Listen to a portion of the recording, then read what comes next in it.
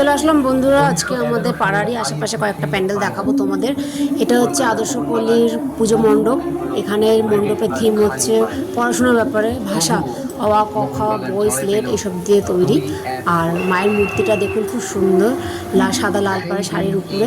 আর যেটা পুজো করা হয়েছে, যে দেবী মূর্তি, সেটা সামনেই রয়েছে ছোট্ট একটুর মধ্যে। তো সব মিলিয়ে এই প্যান্ডেলটা সত্যি খুব অসাধারণ সুন্দর হয়েছে।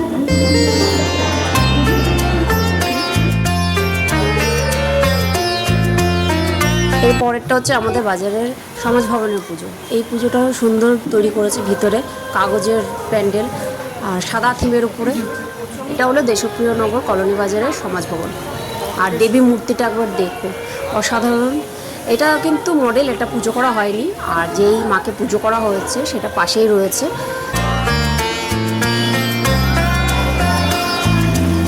এবারে নিয়ে যাবো আমাদের শিবতলা। এইখানের প্যান্ডেলটা খুব সুন্দর, সাদা থিম, বৌদ্ধ মন্দিরের উপরে, মানে অনেকটা গেলে পরে আপনার মন প্রাণ শান্ত হয়ে যাবে, যেমন হয় বুদ্ধিস্টের মন্দিরে গেলে। তো এই জায়গাটাও সাদা নীলের উপর থিম, দু সাইডে বড় বড় রাজহাঁস, খুব সুন্দর সব মিলিয়ে।